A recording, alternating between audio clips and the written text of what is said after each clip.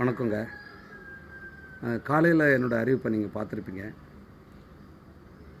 என்னை பற்றி நான் என்ன மறுபடியும் சொல்ல வேண்டியிருக்கு. தெரிஞ்சவங்க என்ன கவனித்தவங்களுக்கு தெரியும். என்னுடைய படைப்புகளை, என்னுடைய திரைப்படத்தை, அப்புறம் என்னுடைய பேச்சுக்கள், என்னுடைய போராட்டங்கள், நான் பங்கேற்ற போராட்டங்கள், இது எல்லாமே எல்லாருக்குமே தெரிஞ்சது தான். இப்போ இதுக்கான அவசியம் என்னன்னு கூட உங்களுக்கு வந்து தோணலாம். அது ஒவ்வொருவருடைய மனசாட்சியும் அது வந்து சொல்லும். ஏன்னா இப்போ தேவைப்படாத மக்களுக்கான நமக்கான ஒரு இயக்கம் இது எப்போ தேவைப்படும்னு எனக்கு தெரியல. ஏன்னா அங்கே நிறைய இயக்கங்கள் தொடங்கப்பட்டிருக்கு. இதெல்லாம் ஒரு கட்டத்தில் எங்கேயோ போய் இணைஞ்சிடுது. பலது வந்து போராடிக்கிட்டு இருக்கு.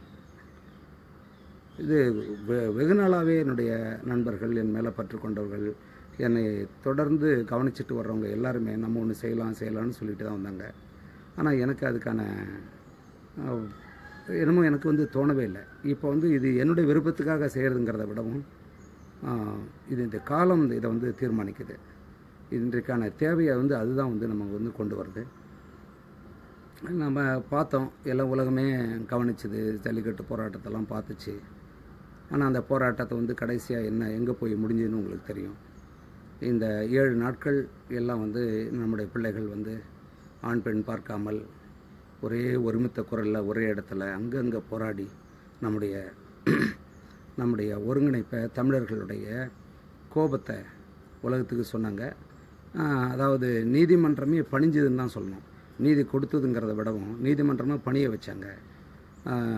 அதாவது ஒதுங்கி போன, ஏமாற்றி வந்த மத்திய அரசாங்கம், மாநில அரசாங்கம் மக்களுடைய அதாவது இனியும் ஏமாற்ற முடியாதுங்கிறத புரிஞ்சுக்கிட்டு அதில் நம்ம வந்து வெற்றி அடைஞ்சோம். என்னென்னா அவ்வளோ பெரிய பலம் நம்ம கையில் இருக்குது. அதை விட்டுட்டு நம்ம என்ன செய்கிறோம், தொடர்ந்து ஏமாந்துக்கிட்டே இருக்கோம். அன்றைக்கி 7 நாள் வந்து அங்கே வந்து தமிழ்நாடு முழுக்க நம்முடைய பிள்ளைகள் கத்திக்கிட்டு கிடந்த காரணம் யாருன்னு நினைக்கிறீங்க? இது அரசியல்வாதிகள் கிடையாது. அவங்க மேலே நமக்கு வந்து குற்றமே நான் வந்து சொல்லவே மாட்டேன். காரணம், நம்முடைய அப்பா அம்மா தான் அவங்களுக்கு வாக்களிச்சாங்க. அந்த கூவாத்தூர் ஒரு இடத்துல வந்து அவங்க எல்லாருமே பதுக்கி வைக்கப்பட்டிருந்தது. இதெல்லாமே எப்படிங்க? அது அவங்களாம் யார் தேர்ந்தெடுத்தது? அவங்களா போய் சட்டமன்றத்தில் உட்காரல. இருக்கிற அவ்வளோ பெரிய 234 சட்டமன்ற உறுப்பினர்களும் அந்த 40 எம்பிக்களையும் தேர்வு பண்ணது எல்லாம் நம்முடைய அப்பா அம்மாக்கள், நம்முடைய அண்ணன் தம்பிகள், நம்முடைய மாமன் மச்சான்கள், நம்முடைய சுற்றத்தார்கள், நம்முடைய ஊர்க்காரங்க. நம்ம தான் வந்து தேர்ந்தெடுத்தோம். அப்போ எங்கே பிரச்சனை இருக்குது? நடுவில் நின்று போச்சு. யாரோ வந்து என்னை வந்து ஃபோனில் வந்து கூப்பிட்டாங்க. அதனால தான் பிரச்சனை. என்ன எப்படி சொல்கிறதுன்னா, நம்ம வந்துங்க வேறு எங்கேயுமே பிரச்சனை இல்லைங்க. ஒவ்வொருத்தரும் நம்ம அப்பா அம்மா கிட்ட, நம்முடைய சொந்த பந்தத்துக்கிட்ட, இருக்கிற நண்பர்கள்ட்ட எல்லாருக்கும் சொல்லணும், உங்களுக்கு வந்து இந்த நாட்டை வந்து யார் ஆளணுங்கிறதுக்காக தான் ஓட்டு கொடுக்குறாங்க கையில். அந்த ஓட்டை நம்ம என்ன செய்கிறோம்? முறையாக யாராவது பயன்படுத்துகிறோமா? பயன்படுத்த தெரியல. ஆனால் பயன்படுத்த தெரியாத இந்த மக்களுக்கு திரும்ப திரும்ப தேர்தல் வந்துக்கிட்டே இருக்குது. அப்போ இந்த மக்கள் காசு கொடுத்தா வாங்கிக்குவாங்க, அவங்களுக்கு ஒன்றுமே தெரியாது. அப்படிங்கிறதால தான் திருடர்கள் திரும்ப திரும்ப திரும்ப திரும்ப தேர்தல் நிற்கிறாங்க. அவங்க கையில் அதிகாரம் போகுது. அதாவது கொள்ளை அடித்ததெல்லாம் போதாது அப்படிங்கிறது. இவ்வளோ காலம் யார் யாரெல்லாம் திருடினாங்களோ, கொள்ளை அடித்தாங்களோ, அது போதாதுன்னு அடுத்தது அதை விட அதிகமான எண்ணிக்கையில் உள்ளவர்கள் இப்போ கொள்ளையடிக்கவும் திருடவும் காத்துக்கிட்டு இருக்காங்க. நீங்கள் பார்க்குறீங்கள, எத்தனை பேர் கட்சியை ஆரம்பிக்கிறான்? எதுக்கு ஆரம்பிக்கிறான்? மக்களை காப்பாற்றுறதுக்கு ஆரம்பிச்சுட்டு இருக்காங்க எல்லாரும். அது இல்லை. அப்போ நம்ம வந்து வெறும் ஓட்டு போடுற ஆளா? நம்ம ஓட்டு போடுற ஆள் மட்டும் நம்ம. அப்போ அரசியலுக்கு வரணும், இந்த அதிகாரத்தை எடுத்துக்கணும், இதுக்காகன்னு ஒரு பிறவி எடுக்கணும் யாராவது? அப்படி கிடையாது. நம்ம தான் வரணும். பள்ளிக்கூடத்தில் ஏதோ கற்றுக் கொடுக்குறாங்களா? ஆசிரியர்கள் உங்களை அரசியலுக்கு போக சொல்லுவாங்களா? நம்ம பெற்றோர்களை தான் போக சொல்லுவாங்களா? போராட்டம் எவ்வளோ முக்கியம், அதனுடைய பலத்தை வந்து உணரணும். எப்போ? தெருவில் இறங்கணும். மக்கள் போராட்டத்தின் மூலமாக ஒவ்வொருத்தரும் அது வந்து புரிஞ்சுக்கிட்டோம். இனி அதுக்கான தேவை இருக்குது. நம்ம வந்து தொடர்ச்சியாக இப்போ வந்து நிறைய வந்து நீங்கள் வாழ்த்து சொல்லிக்கிட்டு இருப்பீங்க. அங்கே ஒன்று ஓடிக்கிட்டு இருக்கு, நான் பார்க்குறேன். அதில் என்ன வரும்னா வாழ்த்துக்கள்னு வரும். அது எனக்கு தெரியும். நீங்கள் வாழ்த்து கூறது சரி, அது நம்முடைய பண்பாடு எல்லாம் சரி. அதோட ஒதுங்கிடக்கூடாதுங்க. எனக்கு வாழ்த்து கூற வேண்டியவர்கள் தேவையே கிடையாது. இப்போ எனக்கு என்னோட இணைந்து பயணம் பண்ணணும், தொடர்ச்சியாக பணியாற்றணும். இது நம்முடைய கடமை. இப்போ வந்து மணி 2:30 மணி, எனக்கு பசிக்குது. எல்லாருக்கும் வந்து பசிக்கும். சாப்பிட போகிறோம். ஆனால் அந்த சாப்பாடு கொடுத்தவன நமக்கு ஞாபகம் இருக்கா? 100 வயசு வாழறோம், 80 வயசு வாழறோம். சாகிற வரைக்கும் ஒரு நாளைக்கு 3 வேளை சாப்பிட்றோம். ஒரே ஒரு நிமிடமாக இந்த உணவை கொடுத்தவன் என்ன நிலைமையில் இருக்கான்னு யாராவது நினச்சி பார்த்துருக்குமா? இது அரசாங்கமும் நினைக்கல, பொதுமக்கள்னு சொல்லிக்கிற நம்மளும் நினைக்கல. நம்ம அப்பா அம்மா தாத்தா பாட்டி இவங்க எல்லாம் தான் விவசாயிகள், நம்மளும் பண்ணிக்கிட்டு இருக்கோம். நம்மளும் நினைச்சது கிடையாது. பாருங்கள், அங்கே டெல்லியில் அந்த குளிரில் எவ்வளோ கொடுமை இல்லையாங்க, கொடுமை இல்லையா? ஒரு திருட மாதிரி வந்து காவல்துறை வந்து விசாரிச்சுக்கிட்டு இருக்காங்க. அதை அந்த சர்டிஃபிகேட்டை காட்டுங்க, இதை காட்டுங்க, அதை காட்டுங்கன்னு. இது என்ன, யார் காரணம்? 40 எம்பிக்கள் இங்கேருந்து போயிருக்காங்க. 40 எம்பிக்கள் என்ன பண்ணிகிட்டு இருக்காங்க அங்கே? ஒரே ஒருத்தர் போய் பார்த்துட்டு வந்துட்டார். இதெல்லாம் யார் கேட்கணும்? எங்களுடைய பிரச்சனை தீருங்கன்னு நம்ம சொல்லலாம். அப்போ பிரச்சனை எங்கே இருக்குது தெரியுமா? நம்மக்கிட்ட தான் இருக்குது. நம்ம எல்லாருமே ஃபேஸ்புக்லேயும் ட்விட்டர்லேயும் கருத்து சொல்லிக்கிட்டு இருக்கோம், வாழ்த்து சொல்லிக்கிட்டு இருக்கோம், அப்புறம் உற்சாகப்படுத்திகிட்டு இருக்கோம் எல்லாரையும். நான் பார்த்தேனே, நான் வந்து அங்கே நடந்த ஒரு விஷயத்தை வந்து ரொம்ப கண்டித்து ஒரு பதிவு போடுறேன். அதை வந்து ஒரு 500 பேர் வந்து லைக் போடுறாங்க. ஆனால் அதை வந்து ஷேர் பண்ணுறவங்க 1100 பேராக இருக்காங்க. ஆனால் இப்படி ஒரு இயக்கம் தொடங்குதுங்க, இது உங்களுக்கானதுங்க. நீங்கள் தாங்க பேரை வைக்க போகிறீங்க. உண்மையிலே இந்த இயக்கத்துக்கு வந்து பேர் வைக்க போகிறது நீங்களாம் சேர்ந்து தான் வைக்கணும். நான் ஒரு பேரை வச்சுட்டு அதுக்கு வந்து தலைமை இருக்கும், அது எனக்கு தேவையே கிடையாது. இந்த இயக்கம் உங்களுக்கானது. எல்லாரும் அதில் ஒரு விண்ணப்பம் இருக்குது, அதில் உங்கள் கருத்தை பதிவிடுங்க. ஒன்று கூடுவோம். நிறைய நம்ம வேலை செய்ய வேண்டியிருக்கு. முகநூலில் இருக்கக்கூடிய அவ்வளோ பேர்களும் இனி வந்து நேரடியாக சந்திப்போம். ஊர் ஊராக நான் எல்லோரையும் உங்களை வந்து சந்திக்க போகிறேன். சந்தித்து ஒரு இடத்துல கூடிய அங்கே நம்ம பேரை தேர்வு பண்ணி அங்கே நம்ம வந்து இயக்கத்தை வந்து அறிவிப்போம். அதாவது இதை உருவாக்கி கொடுத்துட்டு நான் உங்களுக்கு பின்னாடி உறுதுணையாக நான் இருப்பேன். இதை நீங்கள் தான் இனி நடத்தணும். இன்னும் வந்து விவசாயிகள் என்ன எவ்வளோ காலத்துக்கு, இந்த நிலங்கள் எவ்வளோ காலத்துக்கு காத்திருக்கோம்? எல்லோரும் வந்தாச்சு. எந்த ஒரு அப்பா அம்மாவும் தான் பிள்ளை விவசாயம் பண்ணணும்னு நினைக்கிறாங்களா? நினைக்க மாட்டாங்க. அது நியாயம். ஏன்னா விவசாயம் வந்து கொண்டுடும் ஒருத்தனை.